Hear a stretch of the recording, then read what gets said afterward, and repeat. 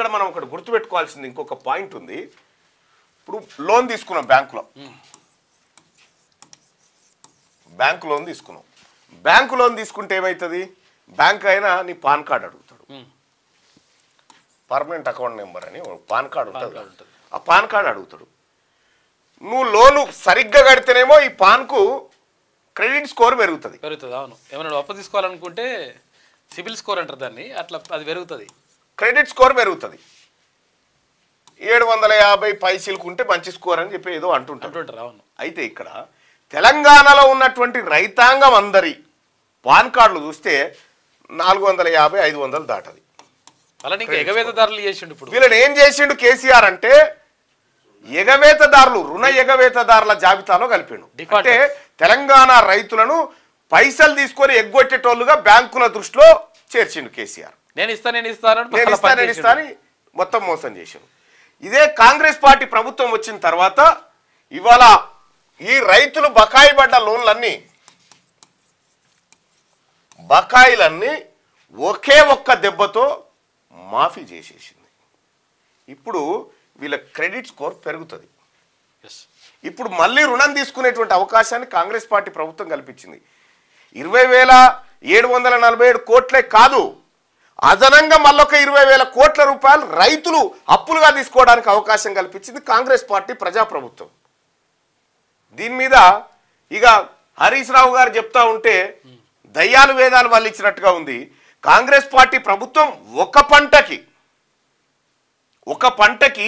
5 ఎకరాల రైతుకు 62,500 రూపాయలు అదనంగా ఇస్తే 2 పంటలకు కలిపి దాదాపుగా 1,25,000 రూపాయలు 2 పంటలకు కలిపి తెలంగాణ రాష్ట్ర ప్రభుత్వం ఇస్తా ఉంది. నువ్వేం చెప్తా ఉన్నావు? ఇప్పుడు 25 ఇది తీసేయాలన్నట, ఇది తీసేసి ఈ 25,000 ఇవ్వాలి అంటుండు హరీష్ రావు గారు.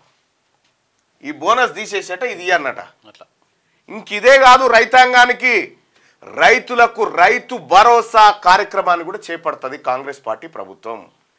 మీలాగా మాట ఇచ్చి, మీలాగా మాయ మాటలు చెప్పి రైతులకు సంఖ్యలేసి వ్యవసాయం అసలు ఏది ఒరేస్తే ఉరే అనేటువంటి మాటలు చెప్పినటువంటి గత బీఆర్ఎస్ పార్టీ పాలకులు సిగ్గుతోని తలదించుకోవాలి. ఇవాళ రైతులకు కాంగ్రెస్ పార్టీ ప్రజాప్రభుత్వం చేస్తున్నటువంటి కార్యక్రమాలు చూస్తూ ఉంటే మేము చేయలేకపోయినాము అనేటువంటి మాట స్పష్టంగా. ఇది వాస్తవం కాదా? సన్న వడ్లకు 500 రూపాయలు అని చెప్పినాం. రేపు దొడ్డొడ్లకు కూడా 500 రూపాయల బోనస్ ఇవ్వడానికి తెలంగాణ రాష్ట్ర ప్రభుత్వం సంకల్పం తీసుకుంది. ఇది ఓవైపు చేస్తును. నువ్వేం చేసినావు కేసీఆర్ గారు? ఒక్కసారి డబుల్ బెడ్రూమ్ ఇండ్లు 50 కడితే 500 మందికి అమ్మిరు. కాళేశ్వరంతోనే వండి, అందుకని కాళేశ్వరంతోనే వండినాయి అని చెప్తి. కాళేశ్వరం పడావే ఉండే, నువ్వు కట్టిన పయకాలు బాత్రూమ్లు అటువంటి అవి ఏవి ఈ ప్రాజెక్టులు అవి పడావే ఉండే. ఎక్కడికెక్కడ ఉండగానే ఇంత భారీ మొత్తంలో ఉమ్మడి రాష్ట్రంలో లేనంతగా ఈసారి తెలంగాణ రాష్ట్రంలో రైతాంగం పంటలు పండించారు. అప్పటికంటే చాలా ఎక్కువ పంటలు పండినాయి. మొత్తం కాళేశ్వరం కథమైనాకనే కదా రైతాంగం బాగుపడ్డది.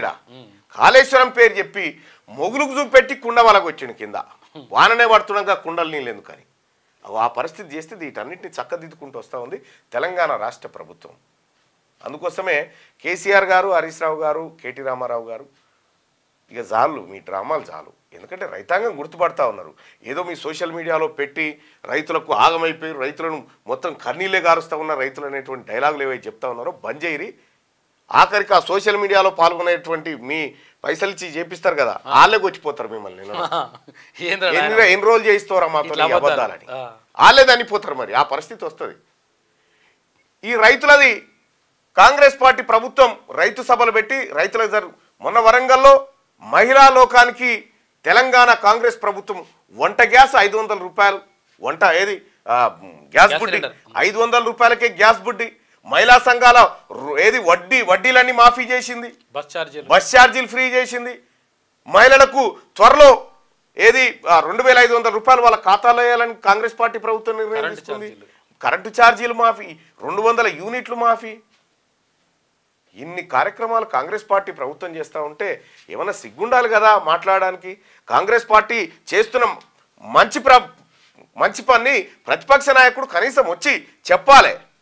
ఎస్ మేము ఇది చేస్తున్నాం, ఈ కార్యక్రమం చేస్తా ఉన్నాం, ఇది మంచి కార్యక్రమం, కాంగ్రెస్ పార్టీకి నా అభినందనలు కనీసం చెప్పాలి కదా. ఆ సోయి ఎట్లాగో లేదు మీకు, మీదికేం బురద చల్లి ఇక అదైపోయింది. మహిళలు అన్నారు, మహిళలు వెంట పడితే వరంగల్లో మహిళలు చెప్పు తీసుకొని కొట్టినంత పని చేసారు బీఆర్ఎస్ పార్టీ నాయకుల్ని. మేమంతా మాకు మంచి జరుగుతూ ఉంటే మీరు కాళ్ళ కట్టెలు పెడతారని. మహబూబ్ నగర్లో రైతాంగం ఇలా ముఖం మీద ఉంచినంత పని చేసారు. ఇక ఇప్పుడట గురుకుల పాఠశాలలు వెంటబడ్డారు.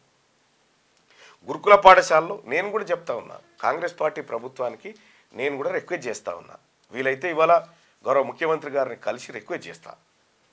గురుకులాలు పాఠశాలలో ఉన్నటువంటి పరిస్థితులను నేను కళ్ళారా చూసిన, ఆయనకు విన్నవిస్తా, దాన్ని ఎట్లా బాగు చేయొచ్చో ఆయనకు చెప్పే ప్రయత్నం చేస్తా. కానీ టీఆర్ఎస్ పార్టీ నాయకులారా, ఈ విద్యా వ్యవస్థను విధ్వంసం చేసింది మీరే, వ్యవసాయాన్ని దండగా చేసింది మీరే, మహిళలకు వడ్డీ లేని రుణాలని చెప్పి వాళ్ళను మోసం చేసింది మీరే.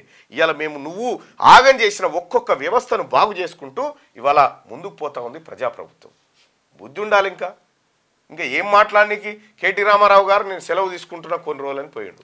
సెలవు తీసుకుంటాడ, సెలవు ఆయన మొన్నటిదాకా పనిచేసి మీరు ఆయన్నేమో ఓడిపోయినప్పటి నుంచి సెలవులనే ఉన్నాడు, మొత్తం సెలవులనే ఉన్నాడు ఆయన. ఫస్ట్ ముఖ్యమంత్రి గారు డ్యూటీ చేయనటువంటి ఎమ్మెల్యేకి జీతం ఎందుకండి? డ్యూటీ చేయనటువంటి ఎమ్మెల్యేకి జీతం ఎందుకు? అసెంబ్లీకి కూడా రాడా, అసెంబ్లీకి రాడా, డ్యూటీ చేయడా, ఎవరిని కలవడా. ఇప్పుడు కేసీఆర్ గారికి వచ్చేటువంటి ఆ జీతంతో కనీసం ఒక 4-5 రైతుల కన్నా న్యాయం చేయొచ్చు మనం. కాబట్టి ఇప్పటికైనా బీఆర్ఎస్ పార్టీ నాయకులు కొద్దిగా కళ్ళు కిందికి దించుకొని వాస్తవాలను పరిశీలించండి. కాంగ్రెస్ పార్టీ ప్రజాప్రభుత్వం రాహుల్ గాంధీ గారు చెప్పినటువంటి ప్రతి మాటను ఇంప్లిమెంట్ చేసుకోవాలని మాకున్నటువంటి సంకల్పం. అది ప్రజలకు మంచి జరగాలనేది. ఇవాళ కులగణన చేస్తూ ఉంటే కులగణన కాలు కట్టబెట్టేటువంటి కార్యక్రమం చేస్తారు. ఈ బీసీ ప్రజలు లేకపోతే మీరు ఆ ప్రతిపక్ష ఓట్లు కాదు కదా, అసలు మీరు గెలుస్తారా? అవుతుందా మీతోటి? అందుకోసమే తెలంగాణ ప్రజానికానికి ఒకటి రిక్వెస్ట్, కేటీ రామారావు ఓ దుర్మార్గమైనటువంటి సోషల్ మీడియాను అడ్డం పెట్టుకొని లేని ప్రాపగండ సృష్టిస్తూ ఉన్నాడు. కాంగ్రెస్ పార్టీ ప్రభుత్వం ప్రచారం తక్కువ తీసుకుంటుంది, పనులు చేయడమే తెలుసు. అందుకోసమే కేసీఆర్నో లేకపోతే సోషల్ మీడియాలో వచ్చేటువంటి ఆ బద్మాష్ ముచ్చట్లను పట్టుకుంటే ఇలా వాస్తవాలు మరుగునబడేటువంటి అవకాశం ఉంది. కాంగ్రెస్ పార్టీ నాయకత్వానికి కూడా చెప్తా ఉన్నా, లీడర్లకు కార్యకర్తలకు కూడా చెప్తా ఉన్నా, ఈ తెలంగాణ రాష్ట్రం తల్లి సోనియా గాంధీ దీవెనలతో ఏర్పడినటువంటి రాష్ట్రం.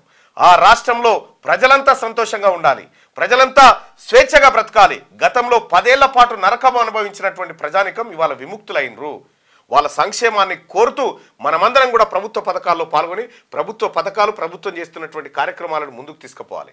ఎస్, ప్రభుత్వ పథకాల్లో ఏమైనా లోపాలు ఉంటే మనం ప్రభుత్వానికి చెప్పుకోవడానికి కూడా అవకాశం ఉంది. ఇప్పుడు నేను చెప్తా ఉన్నా కదా చాలాసార్లు, ఇలా కోడిగుడ్డు ధర ఇవాళనే పెరిగింది, 7 రూపాయలు అయింది.